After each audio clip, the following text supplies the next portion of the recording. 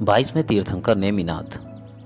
पुष्करार्थ द्वीप के पश्चिम सुमेरु की पश्चिम दिशा में जो महानदी सीतोदा नदी है, उसके उत्तर तट पर एक गंधिल नाम का महादेश है। उसके विजयार्थ पर्वत की उत्तर श्रेणी में सूर्यनगर का स्वामी सूर्यप्रभ राज्य करता था। उसकी स्त्री का नाम धारिणी था। दोनों के चिंतागति, मनोगति और चपलगति नाम के 3 पुत्र हुए। उसी विजयार्थ की उत्तर श्रेणी के अरिंद मन नगर में राजा अरिंजय की अजित सेना रानी से प्रीतिमती नाम की पुत्री हुई। उसने यह प्रतिज्ञा की थी कि जो विद्या से मेरु की प्रदक्षिणा में मुझे जीत लेगा, मैं उसी से विवाह करूंगी। उसने अपनी विद्या से चिंतागति को छोड़कर समस्त विद्याधर कुमारों को मेरु पर्वत की 3 प्रदक्षिणा में जीत लिया। जब चिंतागति उसे अपने बेग से जीतकर कहने लगा कि तू रत्नों की माला से मेरे छोटे भाई को स्वीकार कर, प्रीतिमती बोली, जिसने मुझे जीता है उसके सिवाय मैं दूसरे का वरण नहीं करूंगी। चिंतागति ने कहा, चूंकि तूने पहले उन्हें प्राप्त करने की इच्छा से ही मेरे छोटे भाई के साथ गति युद्ध किया था, अतः तू मेरे लिए त्याज्य है।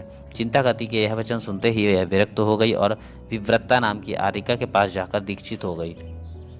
यह देख वहां बहुत से लोगों ने दीक्षा धारण कर ली। कन्या का यह साहस देखकर चिंतागति ने भी अपने दोनों भाइयों के साथ दंबर नामक गुरु के पास दीक्षा ले ली। बहुत काल तक तपश्चरण करते हुए वे तीनों समाधि पूर्वक मरकर चौथे स्वर्ग में देव हो गए। मनोगति और चपलगति नाम के दोनों छोटे भाई के जीव स्वर्ग से च्युत हुए। जम्बूद्वीप संबंधी पूर्व विदेश क्षेत्र के पुष्कला देश में जो विजयार्थ पर्वत है, उसकी उत्तर श्रेणी में गगन वल्लभ नगर के राजा गगनचंद की गगन सुंदरी रानी से दोनों देव के जीव अमित गति और अमित तेज नाम के पुत्र उत्पन्न हुए। इसी जम्बूद्वीप के पश्चिम विदेह में सीतोदा के उत्तर तट पर सुगंधी लादेश में एक सिंहपुर नाम का नगर है। उसके अर्हदास राजा की जिनदत्ता रानी से चिंतागति देव का जीव च्युत होकर पुत्र हो गया। माता पिता ने उसका नाम अपराजित रखा था। किसी दिन राजा अर्हदास ने मनोहर नामक उद्यान में पधारे हुए विमल वाहन तीर्थंकर की वंदना करके धर्म रूपी अमृत का पान किया। अनंतर अपराजित पुत्र को राज्य देकर 500 राजाओं के साथ मुनि हो गए।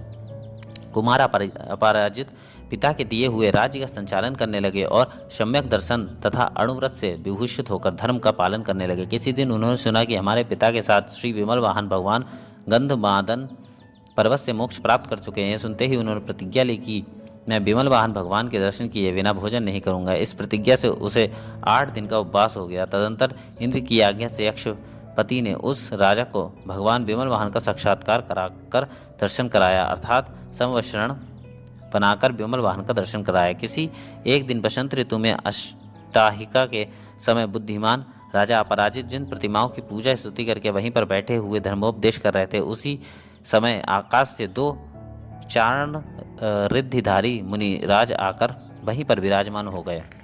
राजा ने उनके सम्मुख जाकर बड़ी विनय से उनके चरणों में नमस्कार किया। धर्मोपदेश सुना अनंतर कहा कि हे पूज्य, मैंने पहले कभी आपको देखा है।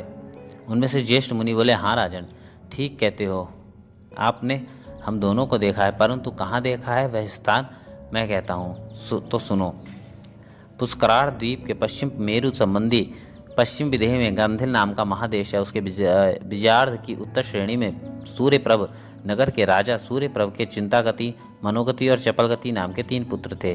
प्रीतिमती नाम की विद्याधर कन्या के गति युद्ध के प्रसंग में हम तीनों ने दीक्षित होकर तपश्चरण करके चतुर्थ स्वर को प्राप्त किया था। वहां से च्युत होकर हम दोनों भाई, छोटे भाई पूर्व विदेह में अमित गति और अमित तेज नाम के विद्याधर हुए।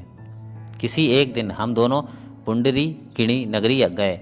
वहां श्री स्वयं प्रभु तीर्थंकर से हम दोनों ने अपने पिछले जन्मों का वृत्तांत पूछा। तब भगवान ने सब भावावली बतलाई। अनंतर हमने पूछा कि हमारा बड़ा भाई इस समय कहाँ है। उसके उत्तर में भगवान ने कहा कि वह सिंहपुर का अपराजित नाम का राजा है। यह सुनकर हम दोनों ने उन्हीं के पास जैनेश्वरी दीक्षा ग्रहण कर लिया और तुम्हें देखने के लिए जन्मांतर के स्नेहवश यहाँ आए हुए हैं।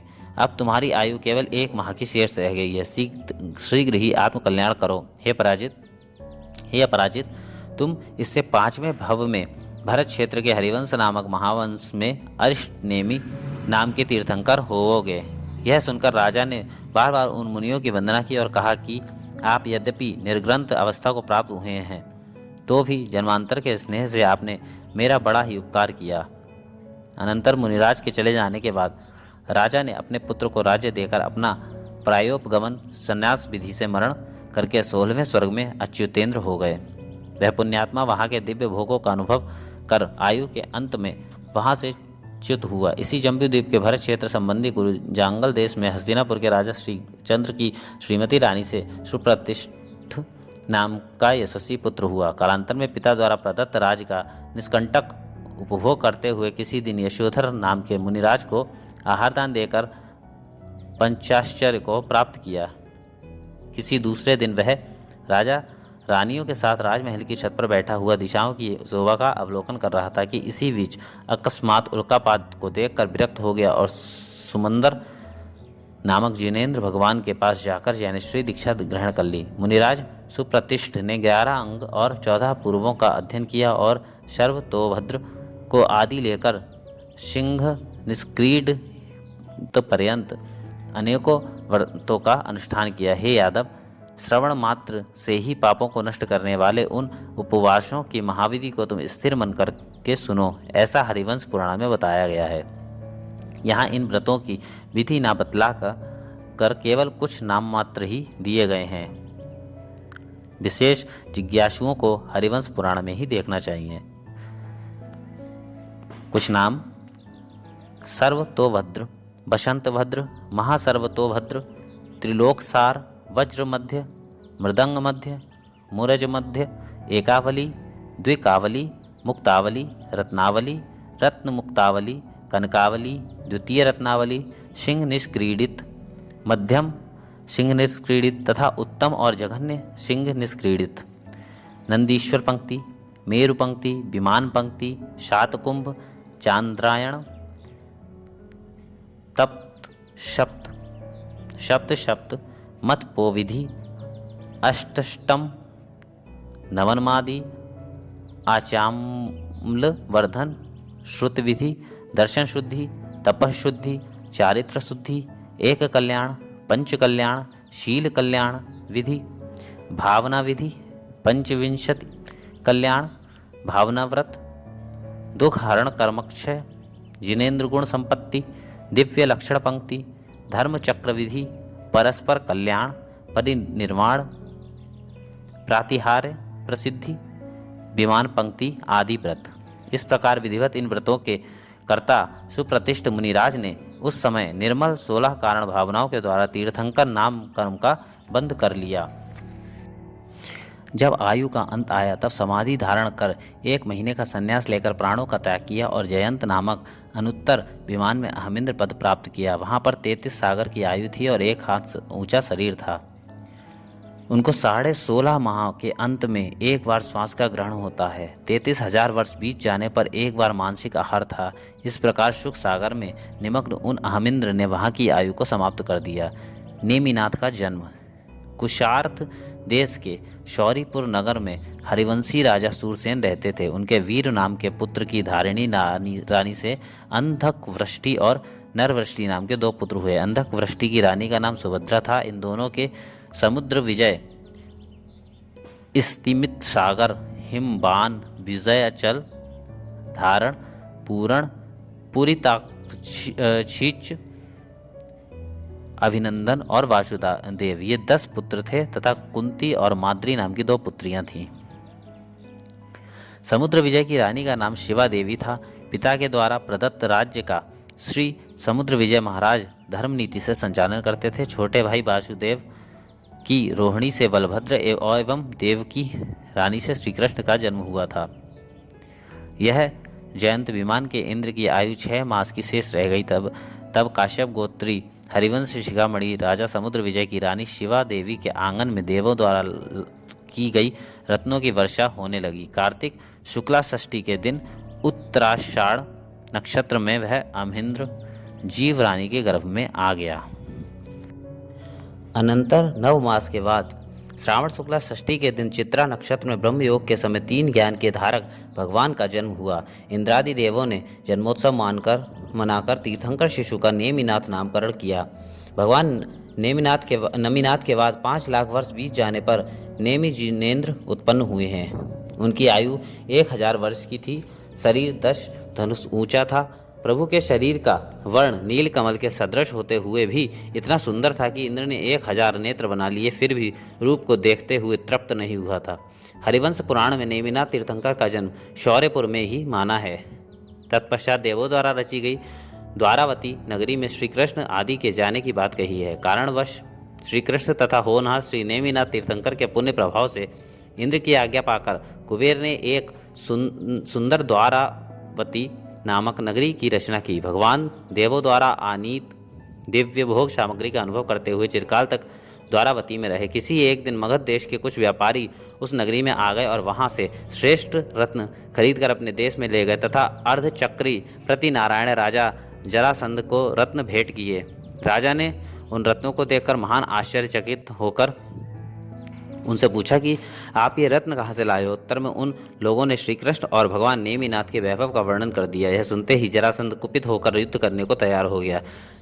शत्रु चढ़कर आ गया। यह समाचार सुनकर श्री कृष्ण को जरा भी चिंता नहीं हुई। वे भगवान नेमिनाथ के पास गए और बोले कि आप इस नगर की रक्षा कीजिए। सुना है कि राजा जरासंध हम लोगों को जीतना चाहता है, सो मैं उसे आपके प्रभाव से घुने हुए जीर्ण वृक्ष के समान शीघ्र ही नष्ट किए देता हूँ। श्री कृष्ण के वचन सुनकर प्रभु ने अपने आप अवधि ज्ञान से विजय को निश्चित जानकर मुस्कुराते हुए ओम शब्द कह दिया, अर्थात अपनी स्वीकृति दे दी। श्री कृष्ण भी प्रभु की मुस्कान से अपनी विजय को निश्चित समझकर समस्त यादव और पांडव आदिकों के साथ कुरुक्षेत्र में आ गए। इस भयंकर युद्ध में राजा जरासंध ने कुपित होकर चक्र श्री कृष्ण पर चला दिया। वह चक्र रत्न भी श्री कृष्ण की प्रदक्षिणा कर देकर उनकी दाहिनी भुजा पर ठहर गया। बस क्या था, श्री कृष्ण ने उसी चक्र से जरासंध का काम समाप्त कर दिया और तत्क्षण ही देवों द्वारा पूजा को प्राप्त हुए अर्धचक्री नारायण हो गए। अनंतर बड़े हर्ष से इन लोगों ने द्वारावती में प्रवेश किया और वहां पर राज्याभिषेक को प्राप्त हुए। किसी एक दिन कुबेर द्वारा भेजे हुए वस्त्राभरणों से अलंकृत युवा श्री नेमि कुमार बलदेव तथा नारायण आदि कोटि कोटि यादवों से भरी हुई कुसुम चित्रा नाम की सभा में गए। राजाओं ने अपने अपने आसन छोड़ प्रभु के सम्मुख आकर उन्हें नमस्कार किया। श्री कृष्ण ने भी आकर उनकी अगवानी की। तदनंतर श्री कृष्ण के साथ वे उनके आसन को अलंकृत करने लगे। वहाँ वार्तालाप के प्रसंग में बलवानों की गणना छिड़ने पर किसी ने अर्जुन को, किसी ने युधिष्ठिर को इत्यादि रूप से, किसी ने श्री कृष्ण को अत्यधिक बलशाली कहा। तरह तरह की वाणी सुनकर बलदेव ने लीलापूर्ण दृष्टि से भगवान की ओर देखकर कहा कि तीनों जगत में इनके समान दूसरा बलवान नहीं है। ये गिरिराज को अनायास ही कंपायमान कर सकते हैं। यथार्थ में यह जिनेंद्र हैं, इनसे उत्कृष्ट दूसरा कौन हो सकता है। इस प्रकार वचन सुनकर श्री कृष्ण ने भगवान से कहा, भगवान यदि आपके शरीर का ऐसा उत्कृष्ट बल है तो वाहु युद्ध में उसकी परीक्षा क्यों न ली जाए। भगवान ने कहा, हे अग्रज, यदि आपको मेरी भुजाओं का बल जानना ही है तो मल्ल युद्ध की क्या आवश्यकता है।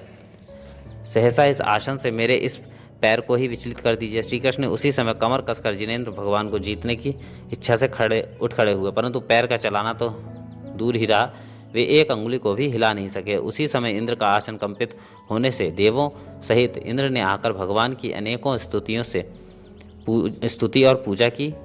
तदनंतर सब अपने अपने महलों में चले गए। नेमिनाथ का वैराग्य।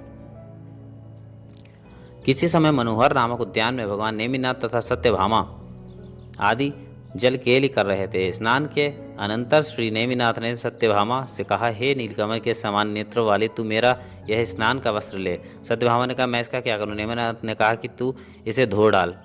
तब सत्यभामा कहने लगी, क्या आप श्री कृष्ण हैं? वह श्री कृष्ण जिन्होंने नागसैया पर चढ़कर शांग नाम का धनुष अनायास ही चढ़ा दिया था और दिगंत को व्याप्त करने वाला संग पूरा था। क्या आपने यह साहस है? यदि नहीं तो आप मुझसे वस्त्र धोने की बात क्यों करते हैं। नेमिनाथ ने कहा, मैं यह कार्य अच्छी तरह कर दूंगा। इतना कहकर वे गर्व से प्रेरित हो आयुषशाला में पहुंच गए।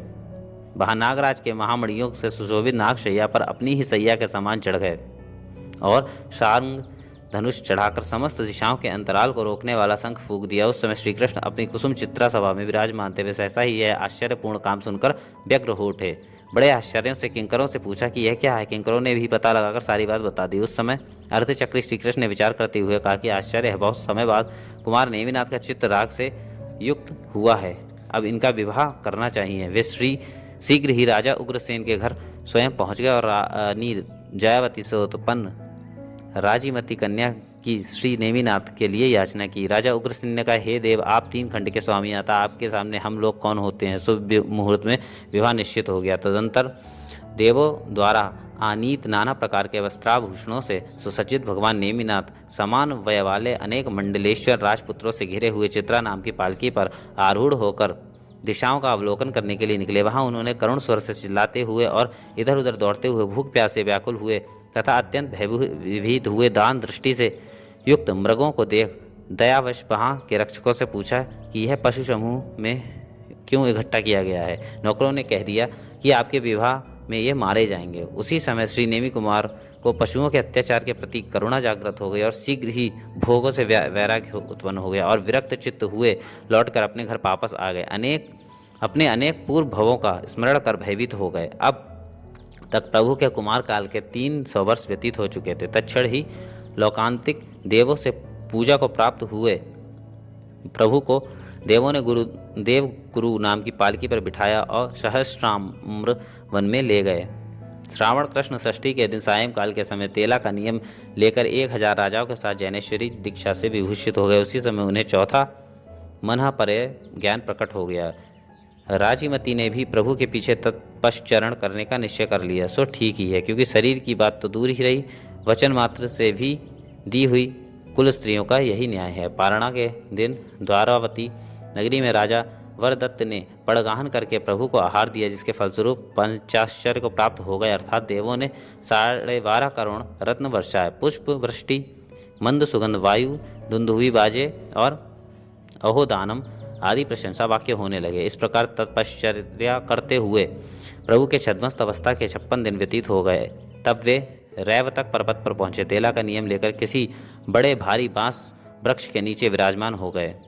आश्विन कृष्ण प्रतिपदा के दिन चित्रा नक्षत्र में प्रातःकाल के समय प्रभु को लोकालोक प्रकाशी केवल ज्ञान प्रकट हो गया। उनके संवत्सरण में वरदत्त को आदि लेकर 11 गणधर थे, 18,000 मुनि, राजीमती आदि 40,000 आरिकाएं, 1 लाख श्रावक और 3 लाख श्राविकाएं थी। भगवान की सभा में बलभद्र, भद्र और श्री कृष्ण जैसे महापुरुष आए, धर्म का स्वरूप सुना और अपने सभी भवांतर पूछे। किसी समय भगवान की दिव्य ध्वनि से यह बात मालूम हुई कि द्वीपायन मुनि के क्रोध के निमित्त से इस द्वारावती नगरी का विनाश होगा। इस भावी दुर्घटना को सुनकर कितने ही महापुरुषों ने जैनेश्वरी दीक्षा ग्रहण कर ली। इस प्रकार प्रभु नेमिनाथ ने 699 वर्ष और 9 महीना और 4 दिन तक विहार किया। अनंतर गिरनार पर्वत पर आकर विहार छोड़कर 533 मुनियों के साथ 1 महीने का योग निरोध करके आषाढ़ शुक्ला सप्तमी के दिन चित्रा नक्षत्र में रात्रि के प्रारंभ में ही प्रभु ने अघातीय कर्मों का नाश कर मोक्ष पद प्राप्त कर लिया। उसी समय इंद्रादि देवों ने आकर बड़ी भक्ति से प्रभु का परिनिर्वाण कल्याणक महोत्सव मनाया। वे श्री नेमिनाथ भगवान हमारे अंतःकरण को पूर्ण शांति प्रदान करें।